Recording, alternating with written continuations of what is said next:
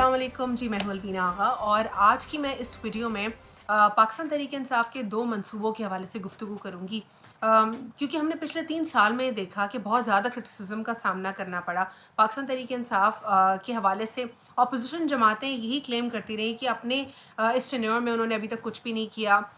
कराची के हवाले से भी उन्होंने यही क्लेम्स किए कि उन्होंने कुछ नहीं किया और कोई ख़ास डेवलपमेंट या कोई ऐसी चीज़ नहीं आई पाकिस्तान तहरीक इंसाफ की हुकूमत में जो कि जिसको अप्रिशिएट किया जा सके। बहुत सारी चीज़ें ऐसी आई ऑन एंड ऑफ। जिस तरह हम बात करते हैं billion tree tsunami billion tree जो प्रोजेक्ट था उसके हवाले से भी क्रिटिसिज्म का सामना करना पड़ा अपोजिशन की तरफ से। पीटीआई को अपोजिशन का ये कहना था कि जितना आपने क्लेम किया कितने आपने करोड़ दरख्त कहा था और कितने आपने जो है दावे किए थे, तो आपने उतने पर्टिकुलर दरख्त नहीं लगाए। लेकिन दूसरी जानिब डेवलपमेंट भी आई थी। बिलियन ट्री प्रोजेक्ट जो था, जो सुनामी बिलियन ट्री प्रोजेक्ट था, वो पर्टिकुलरली 2014 में उसका आगाज़ हुआ था केपीके से और फिर उसको 2015 में जब उसकी सक्सेस देखी गई तो फिर इसको लॉन्ग टर्म गोल बनाया गया कि इसको as a long term goal बनाया जाएगा पूरे मुल्क के लिए। 2019 में इस ड्राइव को नेशनली इसका आगाज़ किया गया और पूरा इसके ऊपर काम हो गया और पूरे मुल्क में मुख्तलिफ़ शहरों में जो दरख्त हैं वो लगाए गए। दूसरी जानिब एक और मनसूबा भी था पाकिस्तान तहरीक इंसाफ का जो अब भी जारी है, वो है घरों के हवाले से फ्लैट्स जो मकानात देने थे। उस पर भी कहा गया था कि कितने आपने मकान देने का दावा किया था और आप नहीं दे पाए। लेकिन कुछ माह कबल हमने देखा कि 2 फेजेज़ में 1500 करके घरों को भी दिया गया। जो लोग डिज़र्विंग थे उन तक इसको पहुंचाया गया। फिर तीसरा जो हम डेवलपमेंट कह रहे हैं वो लोन्स के हवाले से कामयाब नौजवान प्रोग्राम है, वो भी पाकिस्तान तहरीक इंसाफ ने जो है उसके ऊपर भी काम किया।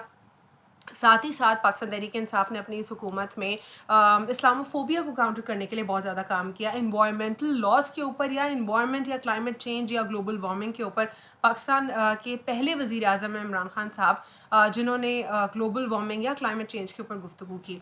ये तो ओवरऑल एक रिकैप था कि ये सारी डेवलपमेंट्स हुई हैं और फॉरेन पॉलिसी की भी कुछ डेवलपमेंट्स रहीं। लेकिन दो अहम प्रोजेक्ट्स कौन से हैं जो अब लेटेस्ट डेवलपमेंट है पाकिस्तान तहरीक इंसाफ की हुकूमत की, वो दो प्रोजेक्ट्स जिनका मैं जिक्र करती चलूँगी। अब एक है नेशनल रहमतुल लिल आलमीन अथॉरिटी की फॉर्मेशन और उनके चेयरमैन की अपॉइंटमेंट, और दूसरी डेवलपमेंट है हमारे पास कराची के हवाले से। कराची की जो ग्रीन लाइन बसेस हैं उसके ऊपर कराची में ग्रीन लाइन मंसूबे के ऊपर पहले गुफ्तगू कर लेते हैं, क्योंकि जो कराची वाले हैं वो काफ़ी ज़्यादा डिसअपॉइंटेड दिखाई दिए। और क्योंकि मैं ख़ुद कराची से हूँ तो आस पास मेरे यही रिमार्क्स रहे कि कराची को हमेशा से डिसोन किया गया है और कराची के लिए कुछ भी कोई भी नहीं कर पा रहा होता।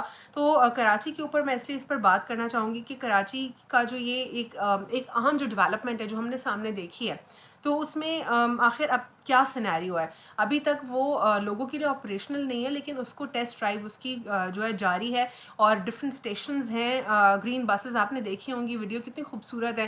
ग्रीन बसेस बिल्कुल इसका अंदर से जो अगर आप अंदर से उसको देखते हैं तो जिस तरह हम दुबई में जो बसेस हम देख रहे थे, जो सबवे होती है, बिल्कुल वैसे ही एक लुक आ रहा होता था उसमें। तो वही बिल्कुल ही एक चीज़ हमें दिखाई दे रही है कि दुबई का जो इंफ्रास्ट्रक्चर, जो जिस तरीके से जो बसेस का जो एक ओवरऑल लुक है, वो इसमें एक जो है रिफ़्लेक्ट हुआ। अंदर जो है फ़ोन चार्ज करने की सर्विस भी मौजूद है और बहुत ही अच्छा सेटअप है उसका। और 20 या 20 से ज़ायद लगभग इसके जो है स्टेशंस बरकरार किए बनाए गए हैं। और इसमें सदर, इसमें नॉर्थ कराची, इसमें सरजानी, बहुत सारे डिफरेंट स्टेशंस हैं जो कि पूरे कराची को समराइज़ कर रहा है। और इसमें एक और अहम बात ये, तो सबसे ज़्यादा पहले जो खूबसूरती उसकी है वो उसको तो चले हम सेकेंडरी रख लेते हैं, लेकिन सबसे जो प्राइमरी चीज़ है वो ये है सफ़र। सुकून से सफ़र ये कराची वालों को मैसर होगा। कराची वाले बेचारे गंदी और फटी हुई बसेस में ये ट्रैवल कर रहे हैं और ऐसी बसेस में वो ट्रैवल करते आए हैं अब तक इतने सालों से, जिस गाड़ी को लाइसेंस देने के काबिल ही नहीं है वो गाड़ी, उसको भी व्हीकल लाइसेंस दिया हुआ है और उसको फिटनेस जो है सर्टिफिकेट जारी किया हुआ है। अब ये सारा सिनेरियो यानी एक चीज़ अगेंस्ट द लॉ होती चली गई। ऐसी बसेस को भी आपने फिट डिक्लेयर किया जो कि अनफिट थी और स्क्रैप में जाने के काबिल थी। तो ये पाकिस्तान पीपल्स पार्टी की हुकूमत में होता रहा, क्योंकि हम इतने दहाइयों से देख रहे हैं पीपल्स पार्टी की ही हुकूमत है اور یہ چیز ہوتی رہی یہاں پر. لیکن اب جب یہ منصوبہ لانچ ہوا ہے تو بہت ہی تکلیف اور معذرت کے ساتھ اب سب کو اپریشیٹ کرنے کی ضرورت ہے اس کو, چاہے جس بھی جماعت سے ہے, چاہے آپ جس بھی جماعت کے فالوور ہیں, آپ کو جو بھی پولیٹیکل پارٹی پسند ہے. اگر آپ کو پاکستان تحریک انصاف پسند نہیں ہے لیکن اس چیز کو اپریشیٹ کریں جو چیز اچھی ہے. اب اس میں بہت سارے جو نواز شریف صاحب کے فینز ہیں یا ان کی پارٹی کے لوگ ہیں یا ان کی پارٹی سے افیلیٹڈ جو لوگ ہیں وہ یہ باتیں کریں کہ منصوبہ تو نواز شریف صاحب کا تھا اور یہ لوگ تو پہلے مذاق اڑاتے تھے, انہوں نے بھی یہ شروع کر دیا. تو چلیں وہ اس وقت اپوزیشن میں تھے, اب حکومت میں, اب ان کا کام کچھ اور ہے, اب آپ کا کوئی اور کام ہے, تو آپ ان کو اپریشیٹ کر لیجئے. اور ایک اچھی چیز کو اپریشیٹ کرنا بہت زیادہ ضروری ہے کیونکہ کراچی والوں کے سکھ کے لیے چیز ہے. لیکن کراچی والوں کے سکھ کے ساتھ ساتھ ایک اور چیز میں ضرور کہتی چلوں, جو ہمارا اتوار کا پروگرام ہے اس میں بھی ہم نے یہی گفتگو کی کہ کس طریقے سے جو ہے آپ نے اپنی پراپرٹی کا خیال کرنا ہے, آپ نے اس کو ڈیمیج نہیں کرنا. گٹکا, پان, چھالیا, یہ سب جو ببل گم, خدا کے لیے یہ چیزیں نہ کریں. ویسے ہی کراچی والوں کا جو ہے جو ایک امیج بنا ہوا ہے دوسرے شہروں میں, وہ پان اور گٹکے کے حوالے سے ضرور آپ سے کوشچن کرتے ہیں. اب ظاہر ہے پورا کراچی تو ایسا نہیں ہے, میٹروپولیٹن سٹی ہے اور پورے ملک کی اکانومی چلا رہا ہے, پورے ملک کو ایسے چلا رہا ہے کہ ملک کا جو ایکسچیکر کا پیسہ ہے وہ کراچی سے جنریٹ ہو رہا ہے. کراچی کا ایک چھوٹی سی جورسڈکشن کی ہم بات کر لیں, اس کا ریونیو پورے لاہور سے زیادہ ہے ایک چھوٹے سے علاقے کا, اور وہ کتنے شہروں سے زیادہ ریونیو دے رہا ہے. انڈسٹریز کتنی ہیں, 60,000 سے زائد کی انڈسٹریز ہیں, اس میں ملٹی نیشنل آفیسز ہیں. تعلیم کا نظام پورے پاکستان میں سب سے بہتر اور سب سے بیسٹ اگر ہے وہ کراچی میں ہے. پاکستان میں اگر ہم بات کرتے ہیں high quality standards of education کے ساتھ سٹینڈرڈز آف ہیلتھ, وہ کراچی میں میسر ہے. لیکن یہ سارا کچھ گورنمنٹ نے نہیں کیا, معذرت کے ساتھ سب پرائیویٹ سیکٹر کی بات کر رہی ہوں میں. اب آتے ہیں دوبارہ سے گورنمنٹ سیکٹر کے اوپر. جو گورنمنٹ کا کام ہے انفراسٹرکچر کرنا, اس میں غرق ہے کراچی پورا. کلفٹن, ڈیفینس, دو چار علاقے ہیں جو کہ جہاں پہ لیڈس رہتے ہیں اور بہت ہی صاف ستھرے اور خوبصورت سے, جہاں پہ سانس آپ سکون سے لے سکتے ہیں. باقی پورے کراچی کا تو بیڑا غرق کیا ہوا ہے. اب اس بیڑا غرق کرنے کے ساتھ ساتھ اگر ایک اچھی چیز آ گئی کراچی میں تو اپوزیشن تو اس کو پریز کر نہیں رہی ہے. اب آپ بھی خدا کے لیے اس میں تھوکیں اور پان نہ پھینکے گا, اور حکومت سے گزارش ہے کہ فین امپوز کر دیں, پاکستانیز نہیں سدھریں گے. یہی پاکستانیز دبئی جاتے ہیں, کہیں پہ بھی جاتے ہیں, وہاں پہ کوئی کچھ نہیں کر رہا ہوتا ہے, وہاں پہ فوراً منہ بند ہو جائیں گے. ببل اگر چبا بھی رہے ہوں گے, کہیں پڑھ لیا کہ ببل الاؤڈ نہیں ہے, فوراً. اگر میں بات کرتی ہوں, اگر میں وہاں ٹریول کر رہی تھی تو میں نے جب انسٹرکشنز پڑھی, میں نے کہا اچھا یہاں پہ ببل کا کیا پرابلم ہے, اور میں نے فوراً سے اس ببل کو بالکل منہ پہ ایک سائڈ پر کر لیا اور میں نے اس کو چبانا چھوڑ دیا. اور میں نے یہی سوچا کہ اس کو میں فوراً یا تو ریپ کر کے اپنی پاکٹ میں کہیں پہ چھپا لوں, کیونکہ آپ کے اوپر فائن امپوز ہو جائے گا فوراً سے.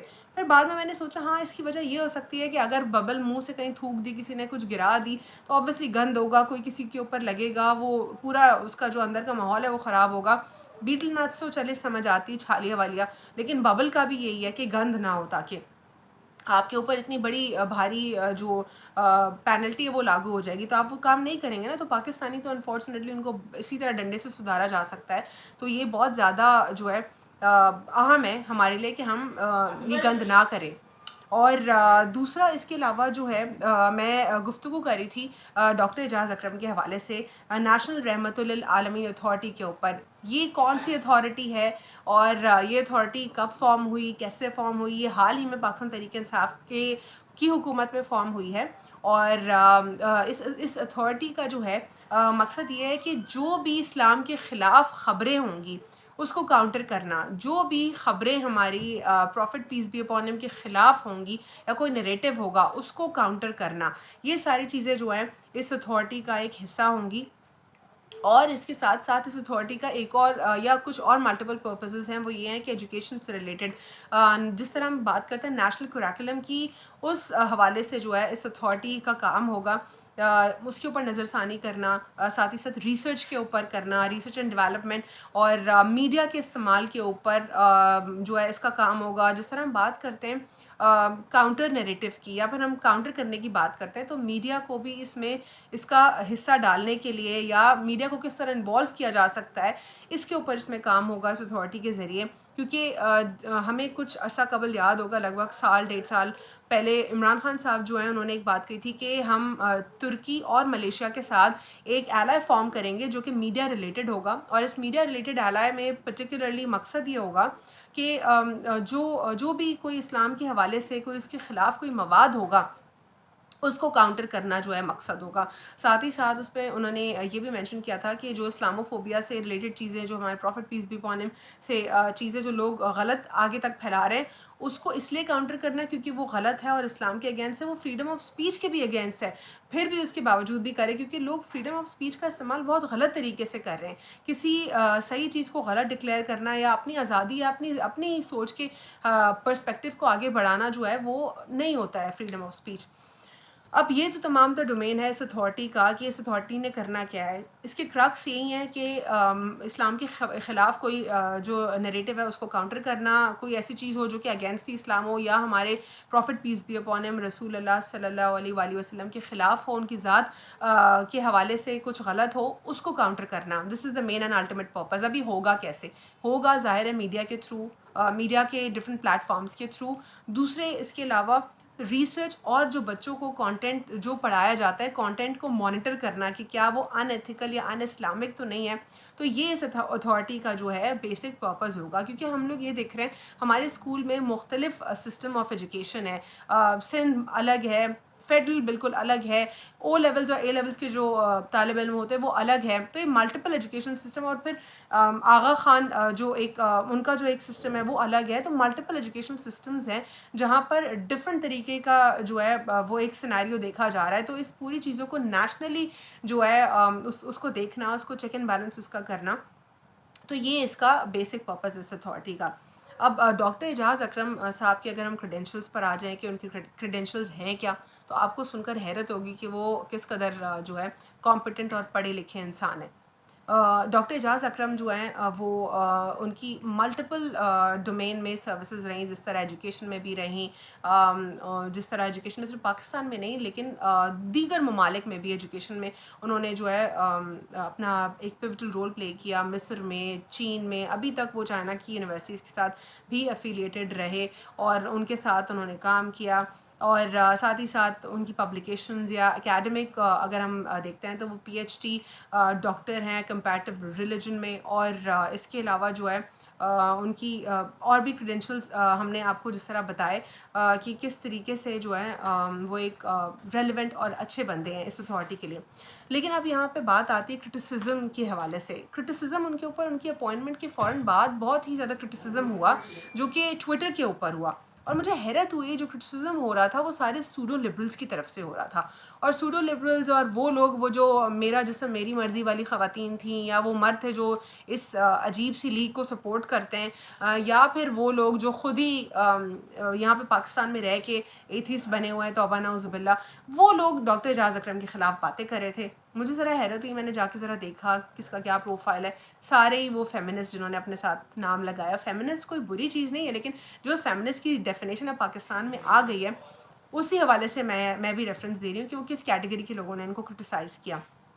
کچھ ٹویٹر کے اوپر جب میں نے لوگوں کو ان کے اوپر ان کے حوالے سے جاننے کی کوشش کی تو مجھے معلوم ہوا یہ لوگ تو ڈاکٹر اعجاز اکرم کا لیکچر منہ کھول کے سنا کرتے تھے لمز میں، اور اب یہی الٹی سیدھی باتیں کر رہے ہیں۔ اچھا میں آپ کو بتاتی چلوں کہ وہ باتیں ہیں کیا، تو اگر میں آپ کو بتاؤں تو کچھ لوگ یہ کہہ رہے ہیں کہ یہ تو 9/11 کو as a flag ship operation declare کر رہے ہیں، یہ تو امریکہ کے خلاف باتیں کر رہے ہیں بری بری، یہ تو جو ہے انڈیا کے حوالے سے بری باتیں کر رہے ہیں، ہندوتوا انڈیا کی particularly over all like India نہیں لیکن ہندوتوا فلاسفی جو جس کو مودی جو ہے فروغ دے رہے ہیں۔ جس طرح حال ہی میں ہریانہ کے جو وزیر اعلیٰ ہیں انہوں نے یہ خبر دی ہے کہ ریلیجس پریکٹسز الاؤڈ نہیں ہوں گی، اور مسلمان جو یہ کھلے عام جو ریلیجس پریکٹسز کریں یعنی میدان وغیرہ میں باہر نماز پڑھ لیتے ہیں، یہ ہم نہیں مانیں گے۔ تو اب کیا ہے یہ، یعنی یہ ایک ایکسٹریمزم ہے نا۔ ہمارے ملک میں تو ہندو، میری بیسٹ فرینڈ ہندو ہے، ٹھیک ہے، اور کتنے سندھ میں کتنے ہندوز بھرے ہوئے ہیں، اور وہ سب تو کھلے عام بالکل اپنی پریکٹسز سکون سے کر رہے ہیں،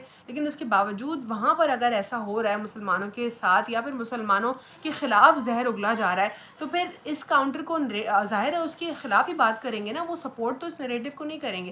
پھر آخر کیوں ان کے خلاف یہ عجیب و غریب سی باتیں ہو رہی ہیں؟ چائنا کی وہ سپورٹ کریں تو کیا چائنا کو کیا دشمن ڈکلیئر کر کے امریکہ کو دوست ڈکلیئر کریں؟ وہ کیا کریں؟ مجھے ان کے پروپیگنڈا کی سمجھ بالکل نہیں آ رہی.